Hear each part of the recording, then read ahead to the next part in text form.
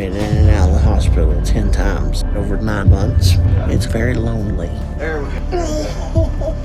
I've told all of them I'm sorry that I let myself get into the situation, but I don't even know how to stop eating. And I never thought in a million years this is what my life would be like. My friends, witness the stark reality of Joe's 800-plus pound life. He's called an ambulance 10 times in 9 months because he falls and cannot get up. He says he feels like a prisoner inside his own body and that his life is over. The thought of falling in the bathroom and breaking his neck and lying there all night haunts him. The indignity of relying on a portable pan just to go to the bathroom is a deep shame he has to bear daily. This is not living. This is slow-motion decay. The relationship between me and my dad was strained. Joey wanted to be close to his dad, and instead of his dad being there, he would buy him things like video games and movies. Joe's wounds run deep, forged in the crucible of parental neglect. His father's emotional distance led him to eat instead of ask for attention, believing it easier for his dad to deal with him through objects. Food became the one predictable friend that would always provide comfort, filling the void left by his absent father figure. He turned to binging as his emotional shield, gaining weight quickly. He felt his life was punishing him for a sin he didn't commit, cementing food as his self-medication of choice. Probably your mom some too. She does what I tell her to because she don't want to make me upset or anything like that. Joe is not understanding just how much he eats. He has to eat around 10,000 calories a day to maintain his weight and gain like he has. The problem isn't only Joe, it's the ecosystem enabling him. Dr. Now digs into the numbers and discovers Joe is easily consuming over 10,000 calories daily. He learns that his mother and sister immediately buy whatever food he demands to avoid a screaming fit, confirming Joe's ability to manipulate. They are providing the very ammunition that is killing him, prioritizing his fleeting satisfaction over his survival. This codependency is utterly toxic and must be severed. At this weight, every day is a question as to whether he's going to make it. Any number of things could be deadly situation with him. I need to make sure he's even okay to go home at this point. I am very concerned about your weight and what's doing to your body. The stakes are catastrophically high. Joe gained weight after moving to Houston, earning a brutal tongue lashing from Dr. Now. He calls Joe out for spiraling out of control on borrowed time. His dramatic statement that every day is a question of whether Joe will survive is designed to provoke total terror. Dr. Now forces Joe into the hospital for extreme caloric restriction, a literal cage match against his addiction. This is the last line of defense before his own heart gives out. The next time I see the doctor, I have to have lost the weight. If I do it, I have a chance at life. If I fail, I'm already as good as dead. Let's roll right on by that. But right now, I'm starting to doubt myself.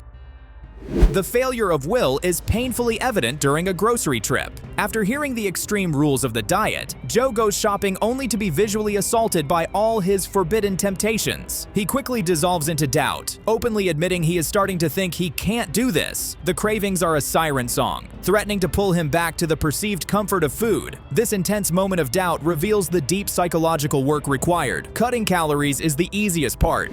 So now you figure out what changes you can make to have adequate weight loss. I've cut out my sugary drinks. I'm drinking water now. So, Okay. yeah, I'm feeling great. Just show you that you can do it, and that's good. Dr. Now cuts through Joe's layers of deceit, immediately questioning the flimsy excuses for his zero progress. Joe, claiming fast food during his long move was the issue, is met with sharp disdain. Dr. Now throws down the cold hard math, stating that Joe's caloric lies are simply mathematically not possible. He refuses to engage in the back and forth, sending Joe to the hospital immediately for testing and forced adherence to the strict diet. The reality check is severe, designed to shock him out of his dangerous denial. I've always been large, and it has ballooned into a very serious problem. I was feeling suicidal at some points. The therapist opens the emotional valve, allowing Joe to release the torrent of suppressed anguish and fear. He tearfully confesses his struggle with suicidal thoughts, admitting that his pain made him contemplate ending his life. This is the moment where the addiction is exposed as a life-or-death mental health crisis. By acknowledging that dark place, he converts his refusal to let his mother bury him into a desperate will to live. He begins to find hope in raw, painful vulnerability. I really hope this is enough for the doctor. I've fought so hard to get this far.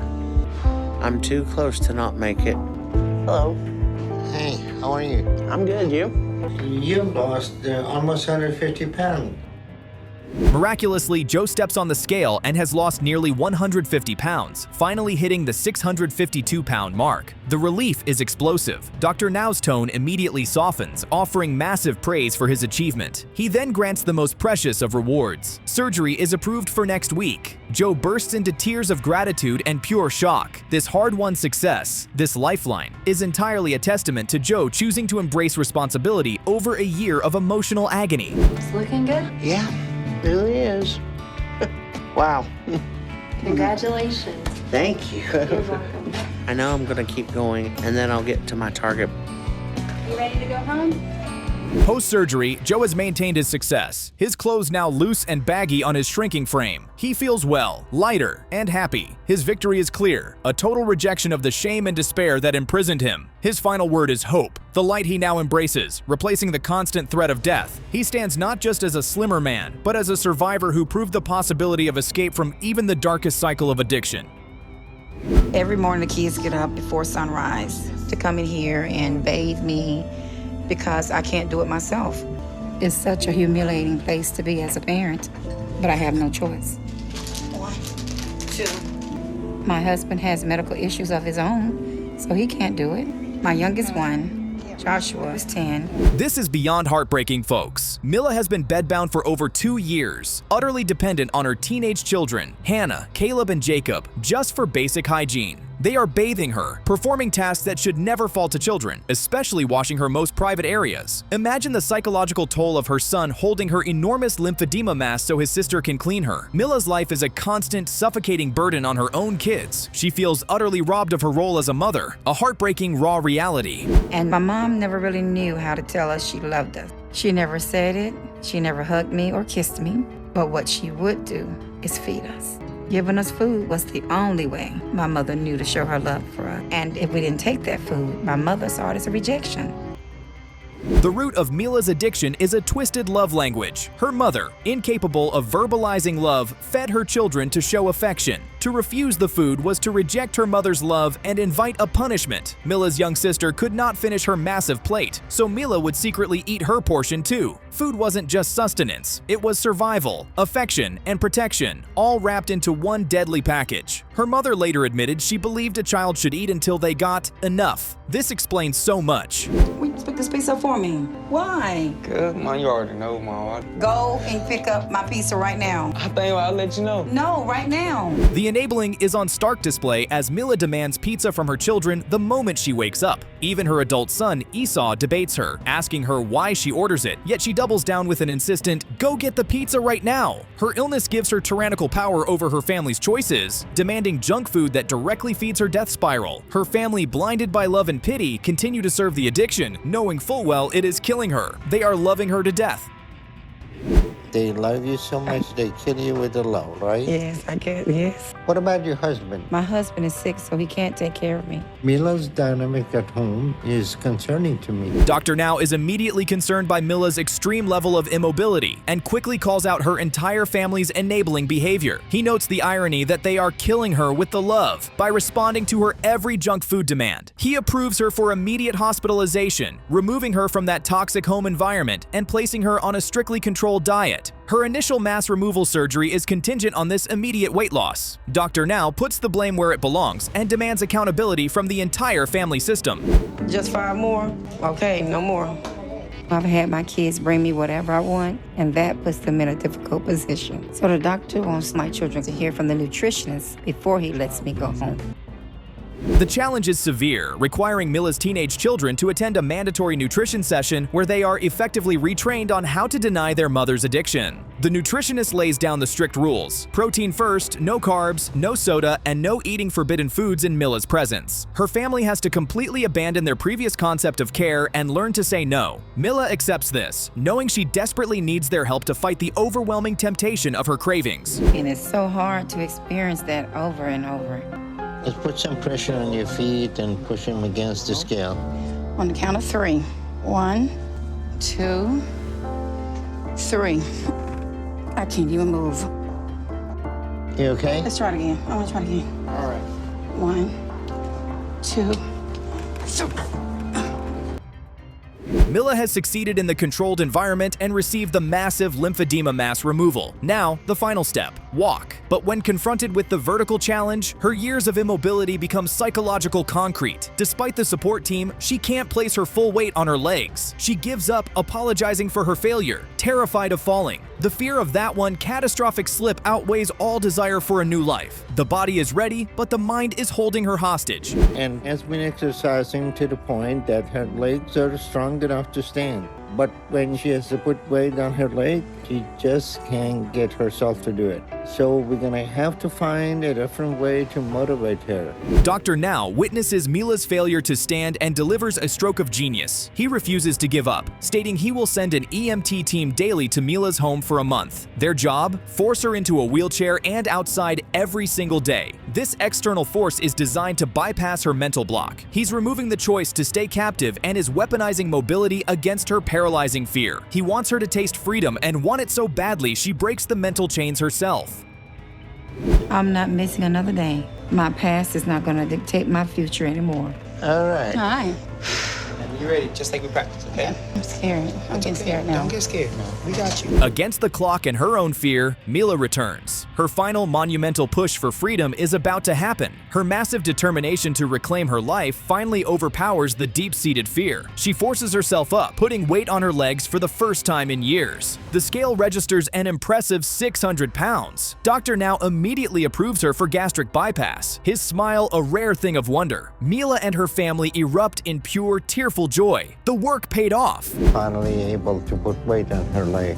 So I'm going to approve her for weight loss surgery and schedule her for next month. Mila and her family are elated, basking in the glow of a truly hard-won success. Her voice is filled with joy as she recounts how every time she wanted to give up, she thought of her children, transforming her motivation from fear to profound love. The struggle was worth it. She achieved mobility and secured her future. This story, friends, is a masterclass in the power of desperation fueled by family love, proving that even the most deeply entrenched psychological barriers can be torn down.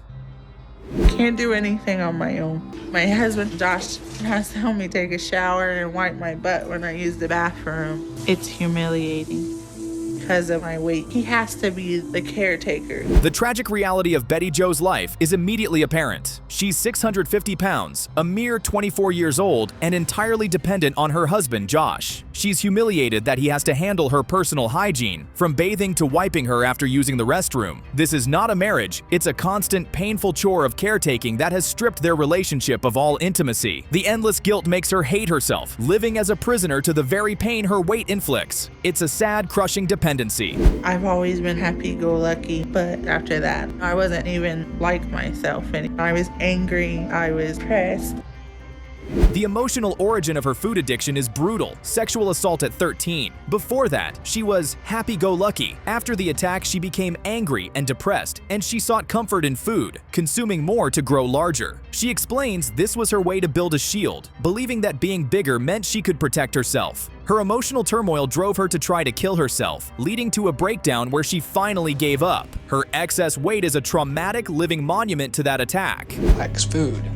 I was. I was raised country home cooking, so I just a big food person.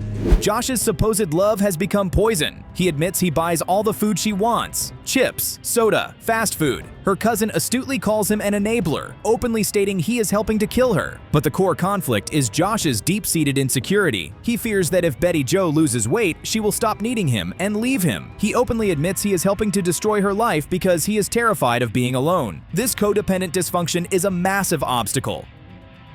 You have to get an eating habit that's going to be sustainable. What's your biggest challenge? I love anything that has to do with potatoes. Who does the... Dr. Now's appraisal of Betty Jo is devastating. Her small frame means 650 pounds is dangerously equivalent to nearly 900 pounds on a larger person. He bluntly informs her that she is unlikely to live to 30. He pinpoints Josh's role as the enabler, expressing strong suspicion that Josh intentionally keeps her heavy because he wants her dependent. Dr. Now's strict prescription: no junk food, 3 small meals, and a mandatory 30-pound weight loss in 2 months. The game of enabling stops now. We're here for my follow-up appointment, and I am a little nervous about the weigh-in. I just hope today's a good day. Against the tide of emotional turmoil, Betty Jo achieves an early victory. She reports she has met her 30-pound goal ahead of schedule, with the scale confirming a massive drop to 599 pounds. She bursts with excitement and pride. This hard-won success, a rejection of her past victimhood, earns the life-changing reward. Dr. Now, without hesitation, puts her on the schedule for weight loss surgery, acknowledging that she finally backed her promises with action. I felt like I was having a heart attack, and then I kept blacking out. Betty Jo was in really bad shape. I'm glad she came in the right time. If she didn't come, we would have lost Betty. The climax of dysfunction. A total medical emergency. Betty Jo, weakened and overcome by heat exhaustion, collapses, her life immediately on the line. Josh panics, swearing as he frantically tries to get help. This near-death experience is the final, undeniable proof that the status quo is impossible. Dr. Now confirms her diagnosis, saying she nearly died from a heat stroke caused by her weight. Her life is literally too fragile to sustain this backsliding. I have been kind of overeating because I have been a little depressed and stuff.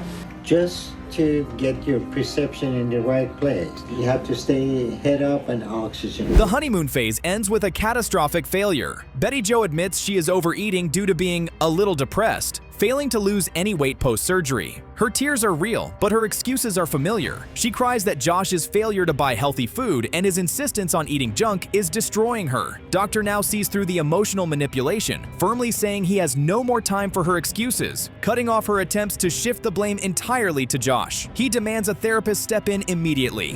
And I have a lot of worries about smaller. What are your concerns? I mean, I haven't been touched since I've been big, and that's part of me and my husband's problem because we don't have intimate time. I just never feel. Therapy becomes the battleground. When asked about their intimacy issues, Betty Jo confesses she avoids sex because she is terrified of getting smaller and being vulnerable to abuse again. Josh immediately leaves the room, visibly distraught. He returns, struggling to talk about his fear of abandonment. Betty Jo has weaponized her weight and sexual denial to protect herself from further trauma, ironically risking the relationship to do so. The sheer awkwardness in the room shows their deep need for communication. Close to the 400s, and I can't remember when I was that small. That's awesome. Yeah. There you go. So finally under 500 pounds, huh? Yes. The full triumph. A smaller, healthier Betty Jo, now volunteering and enjoying outings, sits with a beaming Josh. They have finally built a real relationship, centered on mutual love instead of tragic necessity. She has shed over 200 pounds and is enjoying her life for the first time. The journey was agonizing, but the end result is spectacular. This incredible success proves that embracing accountability and having true support can break the cycle of self-destruction. Every day I wake up and have to face the reality of what my life has become. I'm so big now I can hardly move. All I can do on my own is scooch to the edge of my bed, go to the bathroom, and see if my mom's awake. We open on a scene of pure, unadulterated imprisonment. Sean is a prisoner in a body that has become his own personal torture chamber, confessing he can barely move from the bed he has been trapped in for 8 years. The sheer scale of his immobility is staggering. His world has shrunk to the distance between his mattress and the bathroom. This isn't living. It's a slow, agonizing existence where every single basic human function is a Herculean task. How does a person even begin to process a life this small, this confined? The despair is so thick you could cut it with a knife. I would kick people. I bit someone once. I didn't control myself well because things were hard at home. My dad would get angry at me and he had a tendency to get in my face.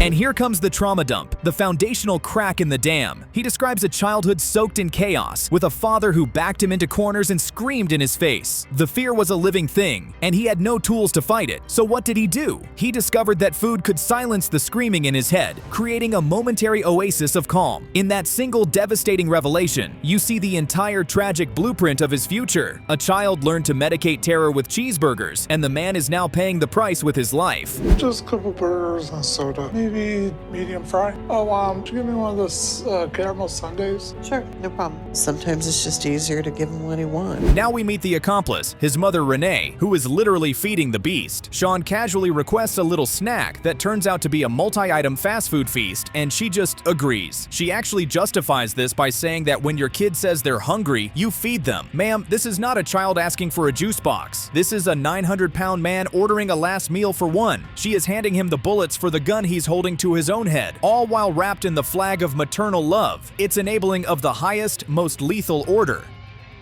Get him, that was approximately $2,500 a day. We were $2,500 a day, yeah. You know what we do? What? Keep him at 8. That's fine, we know what we're getting into, yeah.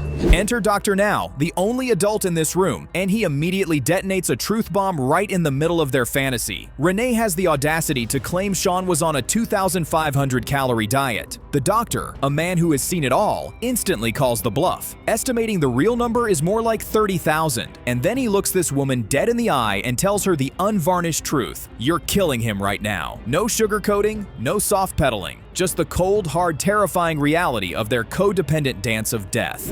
We're still trying to just get settled. Sean hasn't really adapted to the new diet just yet, but we're trying. Sean has the big appetite. You know, he just wants to eat constantly. Never seems like he's going to get full. And if he's hungry, he needs something to eat. Back at home, the sabotage is already in full swing. Sean, who was given a life-or-death 800-calorie plan, is already negotiating with his own addiction. He proudly declares he's compromised by limiting himself to just one massive fast food meal per day, as if that's an accomplishment. He actually says 800 calories is a bit extreme. The level of self-deception is absolutely breathtaking. He is standing on the tracks, hearing the train whistle, and complaining that the suggested method of getting off the rails is too inconvenient. The denial is a fortress. Kind of reaching my limit with it all. Okay, then get you your walker and you can stand twice, okay? I can't do it right now. Mom, I literally can't do it right now. Why can't you do it right now? My leg. Cue the waterworks and the performance of pain. His mom, now trying to play coach, pushes him to do a few simple leg lifts, and he instantly shuts down. He whines that he's reaching his limit, refusing to even try. This isn't genuine agony. It's a masterclass in manipulation, a toddler's tantrum in a man's body. He knows exactly which buttons to push to make his mom back off. The tears aren't from physical pain. They're weapons he uses to maintain control and stay sedentary in his comfortable hell. Okay, 787 pounds. That's a weight gain just over 40 pounds. That is unacceptable. You can't keep manipulating everyone like you have done with your mother. The bill for that defiance has now come due at Dr. Now's office. The scale reveals Sean has gained over 40 pounds, and the doctor's patience has officially evaporated. He sees right through the chest pain charade and calls it what it is, a manipulative game. He tells Sean he can no longer manipulate everyone like he does his mother. The gloves are off. This is the verbal equivalent of a cold splash of water to the face. It's a final, desperate attempt to shock him out of his suicidal complacency before the coffin closes. 636, cutting it close, what you did. So we're gonna approve you for surgery. It's been a hard journey, but it's well worth it. Against all odds and every expectation, the scale reads 636. He somehow, miraculously, barely hit the 150-pound loss goal. Dr. Now, with the demeanor of a man who has just witnessed a dog walk on its hind legs, approves him for surgery. The relief in the room is palpable, a fleeting moment of pure, unadulterated victory. You want to believe this is the turning point, the moment the real work begins. But let's be real, this is a stay of execution, not a pardon. The hard part is only just beginning. All right. Wow, that's awesome. I think I'd like to try and get outside. I was barely able to move a year ago. Now, I can get around a lot easier. And in a genuinely shocking twist, the progress is real. He's down to 583 pounds, finally under the 600-pound mark, and he's actually moving, getting outside under his own power. The man who was once a prisoner in his bed is now taking tentative steps back into the world. This isn't the failure we were braced for. It's a legitimate, hard-won victory. He sees the tool he was given and is actually using it. For once, the narrative isn't about a wasted chance, but a life being clawed back from the very brink. Astonishing.